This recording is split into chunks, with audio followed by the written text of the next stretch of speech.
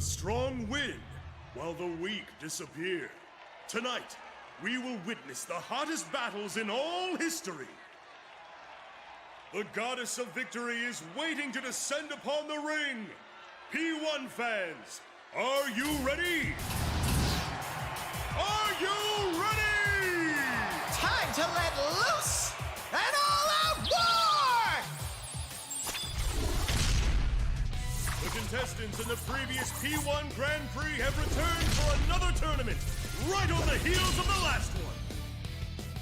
These warriors will create another legend here at the world-shattering P1 ring!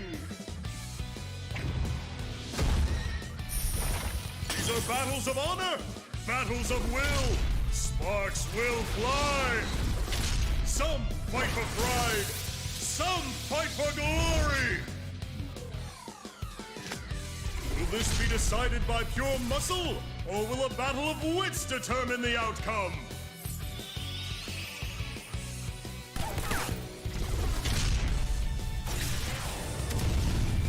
Things are heating up!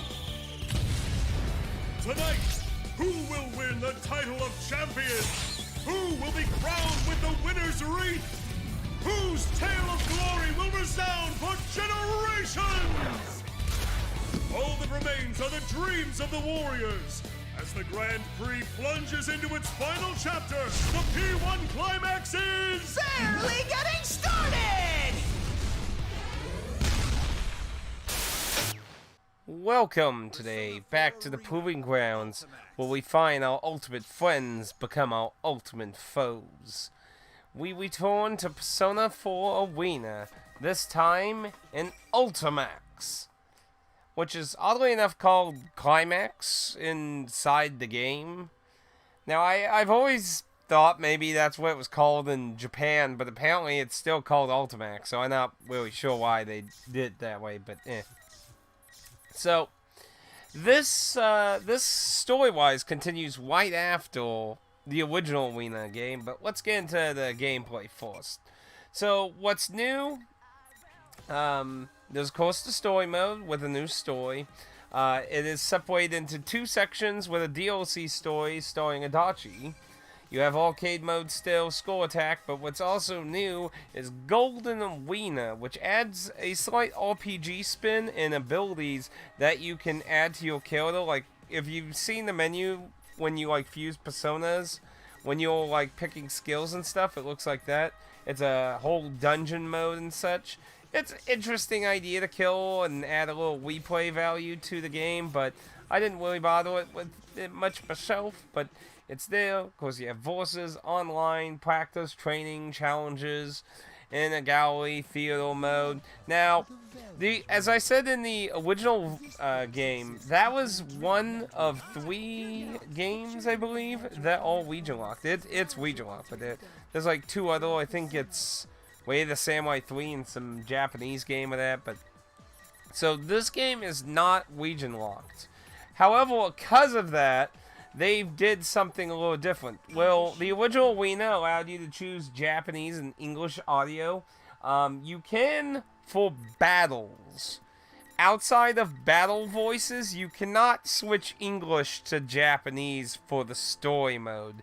So you are stuck with the language of the version you get. So if you want Japanese voice acting for the story mode, you'll have to get the Japanese version, but you won't have English text. So sorry for those who don't like subs. If you don't understand Japanese, you're sadly stuck with a sub for the storyline of this one. So, but for the in-game battle system, you can give them Japanese voice acting in battle. So they still were concerned about people importing, apparently, so that's why they did that. But you still have many of the same other options, you know, changing your buttons, the scaling and stuff and that, so you still got the same stuff that, but yeah, that's the kind of thing they scaled back. This is also one of the first Persona games they really started dialing up on the DLC side of things. So they added 3 DLC characters, and if you technically this was one of those games where if you ever see, like, it's really common now with number games where it's like this is free for the people who buy it at launch, but really they just make it free on PSN so everyone can just get it. So Ultimax had Adachi and Maria for free for those who bought the game early, or you just went to PSN and claimed them. Obviously, that deal is long gone. There's no code or anything, so that's up into the Flutter atmosphere, so you have to buy them separate.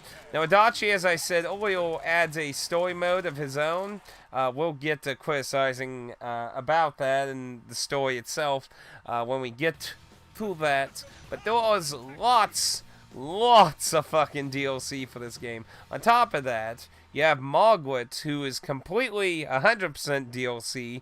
I do not own her. And you got a lot of music and just a lot of extra stuff. On top of that, probably what's interesting, like outside the announcer DLC music and lobby icon characters, I can't imagine anyone buying that. At the lobby's pretty much, there's you'll find maybe like 5 people playing online if you're lucky. Last time I played online, there was like 3 people, so I mean, it's not like 100% dead, but yeah, it's not probably worth throwing money in. But one of the more interesting DLCs outside the 3 new characters in Adachi's story is Persona 4 Arena. You can actually straight up buy the story mode for the original Arena game for Ultimax for $9.99. And that's subjective based on whether you care about owning it physically or not. That's up to your discretion. If you don't mind, you could technically just buy Ultimax and then buy the Arena storyline and have both storylines. So that's more of a personal subjective choice, but that's an interesting option for people, since as far as I can tell, with the characters from the OG Arena game, not really anything's changed. I don't know if they really tweaked anything, like I said, I'm not a giant fighty person, and then I like the export on it, but now, new-wise, of course, there are new fighters. It would be a terrible sequel to a fighting game to include no new fighters. So, on top of the OG fighters, you have the Mastermind, which, again, we'll get into the Mastermind as we go. And I said Margaret, Adachi, and Maria are DLC characters. But, of course, that would just be shitty to have only the new characters be DLC. But you also get Weisei from Persona 4, Junpei from Persona 3, Labyrinth comes back with her shadow, because she was a bit of a Bashida, so there, but you get all shadows. Now everyone, well, not necessarily everyone, but they're all shadow killers, but let's continue. Ken and Kawamu are a duo team. They join the ranks, and so does Yukaton. Yukaton, no! Yeah. If you want your time, if you didn't play the answer, you'll never be traumatized by Yukaton. But anyway. Interestingly, the Mastermind is 2 separate characters, and I will explain that once we get to more of the story stuff. So, you're getting 1, 2, 3, 4, 5, 6 base characters in the base game, and then 3 DLC characters, and if you buy a launch, you only have 2 of them, but, if you're watching this review at that time, I'm pretty sure it's too late for that. Now, a new option is the shadow version of characters. Now, not every single character has a shadow version. Like the Mastermind doesn't have a shadow version. Toru Adachi doesn't have a shadow version. Maria doesn't have a shadow version. Isabelle has no shadow version. So, you're not going to get a shadow of everyone. And Labyrinth is in a weird situation because she has a shadow she has herself and a shadow version of herself on top of Shadow Labyrinth. And that's because Shadow Labyrinth uses the persona from the final boss fight with her in Arena, while the alternate Shadow Labyrinth uses Labyrinth's normal persona. It's getting confusing. Now, you might be asking, what the fuck are the Shadow Killer versions of everyone? They cannot do instant kills. Instead, they are super aggressive. They're like glass cannons, you could say. They're weaker in a defensive state, but they're more stronger in an attacking state, and they don't have instant kill moves. So, it's kind of a give and take thing. For a much more aggressive playstyle, it's a very risky playstyle, but you know, depending on your playstyle, that could be a good thing. And that doesn't count the final boss of the original Arena, Shadow Labyrinth. That's just the new Shadow. Now, you may notice I did say Weisei is a character in this, and you might be like, well, Weisei was a navigator in fucking Persona 4. She's not a fighting type. Well, in this one, her persona evolves to be able to fight, so that's why she's a fighter. Some say it was just for fan service, though. Don't ask me. No, actually, you know, that brings up a good question. If they bring up the P4 cast again in a future entry that doesn't involve time shenanigans, Weisei could actually be a fighter. Oh, deal. Oh, deal. Anywho. So let's get on with criticizing the story. Now, the story, they changed, I did mention this in the Arena. So, how the story is shown is through a chart system, instead of just selecting a character and going through that character's storyline. Now, when you first start the game, you just have episode P4. P3 doesn't unlock until you get to like 95% of the content done in P4. The forced ending you get. And it's like, I liked the presentation of how they do the story mode in this one, because it makes it much more easier to know what is canon, essentially. So it's easy to follow when events are happening, when they're happening at the same time, looking at how the line chart connects to each other. But after you get the forced ending, you unlock P3. Now, P3, you go through the events that happened from the P3 cast, and it's just a little shame because P3 is clearly not canon, because after you do that, you get a new timeline where you lead to the actual ending of the storyline. So the real ending is in the P4 storyline, so it is technically the canon ending unless Atlas decides to choose something. So the whole chart with P3 is technically just a bunch of filler willy blocking you from the true ending, and it's a bit of a shame. Like, some of the events that happen in it could walk into the timeline for P4, but it clearly it flips a lot of things to allow you to play all the P3 characters through the events of the storyline you did in P4, so it makes some leeway for that. And you know, it's kind of a shame because I kind of like the ending final showdown with, in P3 you finish the storyline off with Lapis, and in P4 you finish it off with you.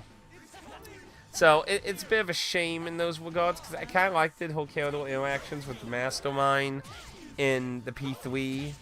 So as I said, this takes place really just pretty much right after the original Arena. I think only a day or two have literally passed, and the Mastermind from the previous game, who you never got to find out who they was, you get to find out of a new plot. So the new the Mastermind of the game basically creates a Tartarus in Inaba, and the characters are forced to once again participate in an arena fight. This time they're collecting energy to summon something of that, and you're just pretty much stopping it. It's not too hard to wrap your head around. It's not a complicated story at all. and you'll meet the mastermind who's named Shu. Now, he basically has a split personality with a persona. So you have Shu himself, and then and I'm sure I'm probably saying it wrong. I haven't heard it said in a while. But the persona personality. Now, that personality is technically, from how I took the stories, the one that has a persona, which is why the mastermind is two characters. The actual Shu does not have a persona. And the reason for that is because he undergoes experiments that relate to the P3 cast. They will like beta experiments. If you know P3 storyline, you'll probably easily be able to understand what I'm talking about, though. But that's why he developed a split personality, and the split personality is the one that actually has a persona. So there were two iterations of him without a persona and him with a persona. So now, episode Adachi, which again, to make clear, is DLC, is for the most part just a giant visual novel with a final fight. You pretty much just see the events of the storyline from Adachi's point of view. Now, Adachi is in the storyline.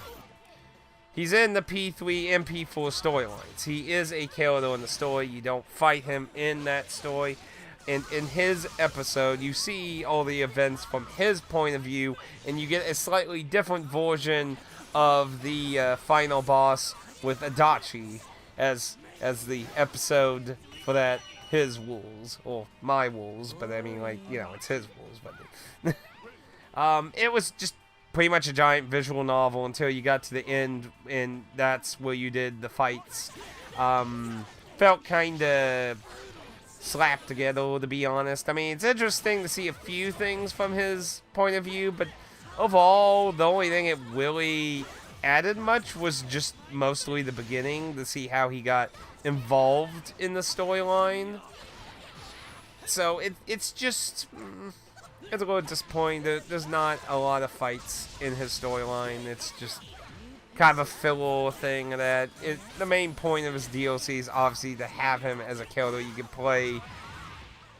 So the conclusion of the story and everything, I felt it was okay. Like, it wasn't a complicated in which story. I mean, it's a fighting game. You're not going to really expect in which story. It's still a very lengthy story mode because it makes you go through. If it wasn't for episode P3, I would say the story mode was a very good pacing then. But once I finished it and it unlocked P3, like, you can literally go to my playthrough and see my reaction to it unlocking. I'm just like, oh no. And that's not because, you know, I love the P3 cast, but it's just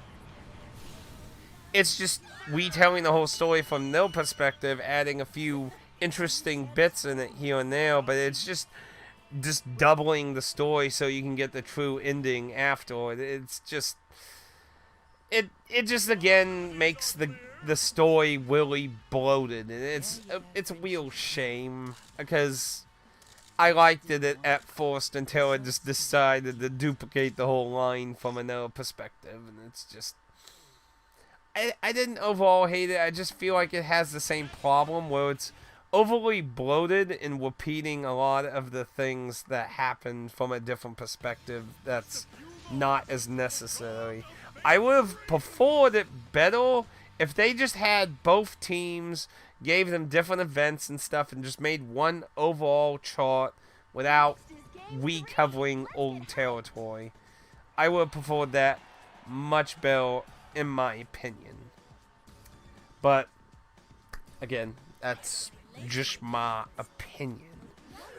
It's a lot easier to get a lot of percentage completion also, because there's not as many side choices as there were in Arena. So I ended the main storyline with 99%, so there's probably like one alternate choice I didn't get of that.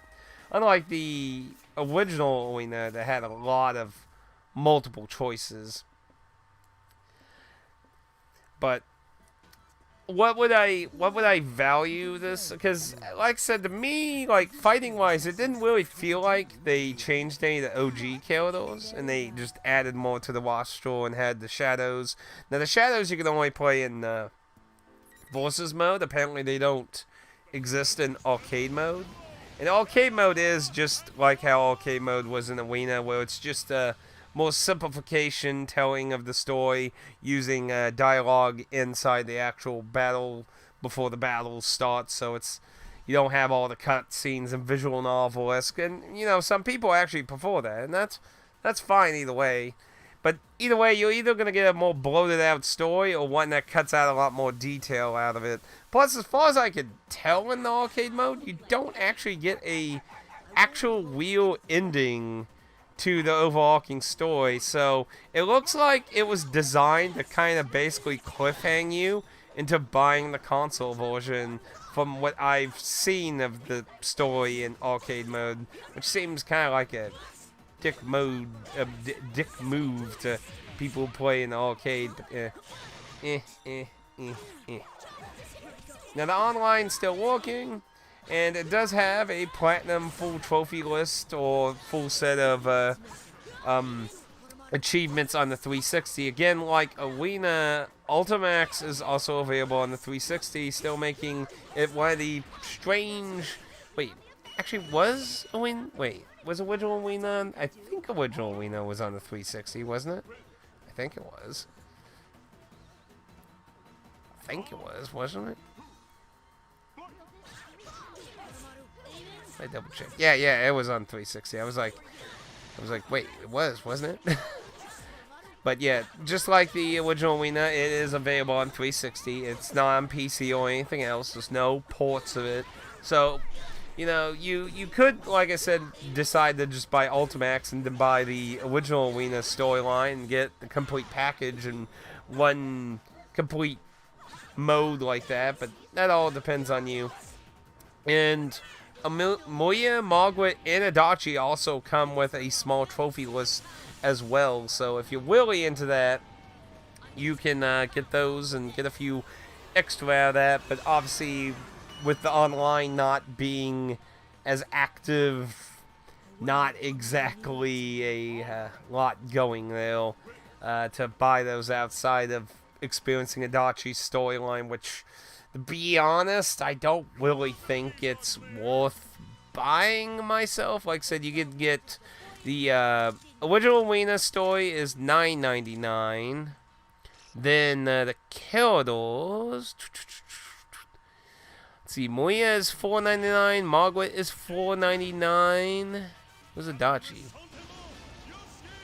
What the hell's the Adachi? I'm kind of curious if he's $4.99 as well. Let's see.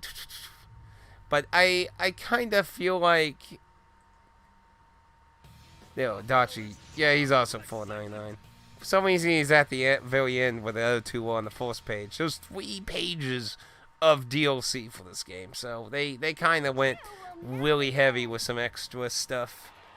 Not anything I would say to buy. And, I mean, it's not super expensive. We're talking about like $1 to $3 for most of these things. But still, it's just kind of There are some free things. Like, there's some free music background, BMGs and that. But I kind of feel like this was the first title where they decided to be really heavy with some DLC, and they've continued that since this one, honestly. I mean, overall, you're getting a full big story mode still in this game, but hardcore fighting wise, like I said, some of the same problems still cool. There's easy button combination, there's the instant kill system that I would be sure any tournament that uses this game would probably ban those. And you know what would have been nice, I didn't mention, as far as I can tell, there's no way to turn them off, though oddly enough you can change the music that plays during it. You would think they would have added maybe a mode to turn off the instant kills, which would have been probably helpful for anyone doing tournaments with us, but they did not. They did not. A little bit of an odd choice there. Now, what would I value this game? I think this is a good $49.99. I don't regret buying it full price, honestly. And you gotta keep in mind, the pre-order version of this came with tarot cards and Teddy. Now, the tarot cards are interesting because in Japan they were split between 3 games where they were split between 2 games for us. In Japan, you had to get Dancing All Night, Ultimax, and Persona Q to get the full set of tarot cards, while in America they just split them between Ultimax and Q, and Dancing All Night did not have any of the tarot cards in all limited box version of it. For some reason, I guess they didn't really have a lot of faith in it, maybe? I'm not really quite sure on that, but if you want to get Ultimax, currently now, physically though, might be a little weird though. So on the 360, and as far as like I said in my last video, my understanding, they made the original Arena work on Xbox One, but apparently Ultimax doesn't. So you're not gonna get that, from what I understand. Again, take that with a grain of salt. Feel free to look more into that, because I couldn't find very good, at least what I would consider reliable information on it. But for the 360, you can find it used online. I can see between 19, 25. There's some better condition, brand new ones around 30 and 40. But here's something that's weird when I went to look at the PS3 version. There's not a lot of listings for it in different places. Like Amazon, like on Amazon, there's only 3 listings for the PS3. And 2 of them are brand new for $71.99. That's a little understandable, because people might want the tarot cards. Not so much the blow up Teddy punching bag, but the tarot cards. And then there's one used, just one used, for $69.98. And I'm like, is this game actually hard to get now? Now on eBay, there's a few, and I mean a few listings around 20, 30, and then they just start becoming 40-ish and above. And it's really, in a lot of them, especially the ones that are above like 50, 60, and 70, or, you know, brand new sealed with the Teddy and tarot cards and shit. But it's really odd that apparently this game has became kind of hard to get your hands on. Hell, here's one. Now, you know, eBay scalpers are at their max when you see the title has extremely rare in capitals. It's an open copy. It comes with the tarot cards for $72.99. I mean, there was a lot cheaper listings for the PS3 version on eBay, but it is just kind of, apparently the value in this game is going up a little, because there aren't, let's see how many PS3 listings there are for this. So, first listing, now, eBay doesn't do a good job sorting stuff, even though I told it to sort by lowest. But here's one for $57.35. Here is, that's a Japanese version, actually, so we're not going to count that. Here's one for $20.20. It's a bid one, though, not a buy, so that's not necessarily the buy now price. Let's see. Here's another bid one, currently at $35. You know, I didn't even notice a lot of these are bids, actually. So all these ones are actually below 40 currently, only bids. The buyouts start at in the 40 price range. So yeah, the value of this game is apparently stayed up oddly.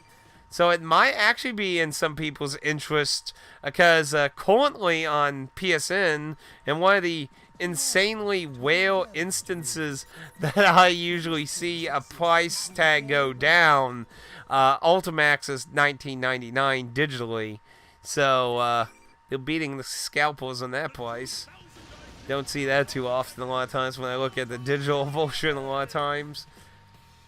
But man, I'm kind of surprised. Until today, I wasn't even aware the price was going up. Now, at GameStop, it does list it at $19.99 used, but it's currently not available online. So, maybe if you see this in the wild somewhere in a GameStop, you might want to pick it up, because it looks like it's just the demand and the price is going up. Well, I mean, maybe not the demand, but the prices. It just seems kind of ultimately odd, considering Arena isn't very expensive at all. I mean, hell, it could be just for a cause of you being able to buy it digitally with this one. Maybe that's why it's not worth a lot. But Wiener, like, hell, there's all kinds of Wiener copies around $10 on eBay. So, I don't know why the hell Ultimax price is going up. I really don't. That seems really bizarre to me. I might even want to look at the price chart to actually kind of look at when this spike happened with this, because I was not aware of it at all. I have never heard of it being hard to get or anything. So ultimately, though, when it comes down, it's just a simple case. Do you want to fish? Do you want more Persona story? Do you want to fish the storyline for Wiener? Because it ended on a cliffhanger, not resolving what happened. Well, finding out who caused what happened. That's in this title. Of course, I'm grateful Labby-chan got to show up again, because I really like her. I'm really sad she did not get to show up in Persona Q2. Like, I was like, come on, put Labby-chan in it. Put Labby-chan! I don't want her to vanish. Good character, I like her. But, yeah.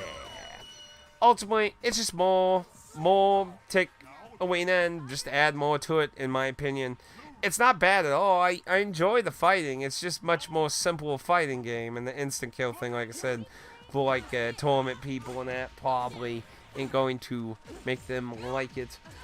But that's pretty much all I really have to say on Ultimax. It's just more the same with the story laid out a little differently. But yeah, I feel like they both improved and stepped back to how they did the story mode. I would say probably Arena story mode still way longer in this because of how it's presented through each character, where this one's a chart. And basically when you get to a fight, it lets you pick your current pick one person in your current party that you have at that point in the story. So it still speeds up the story much more compared to the OG Arena, but it's still boggled down with more fat than it needs to be. So Now let's move on. anyway, if you feel like you learned something a little interesting in this, feel free to leave a comment down below, and please leave a like if you feel like you learned something. And if you didn't learn anything and you were triggered by Maria being in this game, feel free to leave a dislike, guilt-free, because I know a lot of people don't like Maria. When I get to Golden, I'm going to be curious to see if I like Maria, because I remember when Golden came out and everyone's like, Maria sucks. So she does have her fans. Now, that's not me saying that. I'm just saying that's what I heard.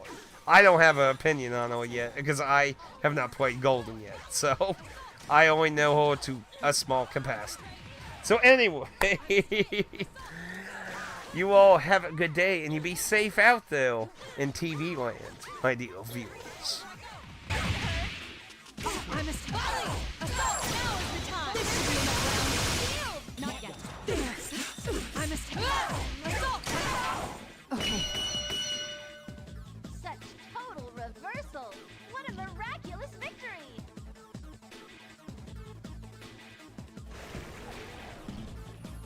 She disappeared? What was that odd sensation? Amazing now, Chan! But if you don't hurry and put an end to this, the town's gonna be in even more trouble, you know? So they want me to come to that tower. I guess it can't be helped. Though this may be exactly what the enemy wants, I'll have to head there for now.